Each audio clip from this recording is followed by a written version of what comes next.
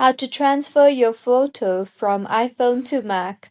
Hello everyone, I am Bishaka and welcome to our channel. Now let's get right into the tutorial. Firstly, go ahead and open Spotlight or simply open Launchpad on your MacBook and then tap on the search bar and search for image capture. Make sure that you have connected your iPhone and your MacBook with a Lightning cable or USB-C cable, and once connected, you will see your device name under the Devices tab. So tap on your device name and you will then be able to view all the images.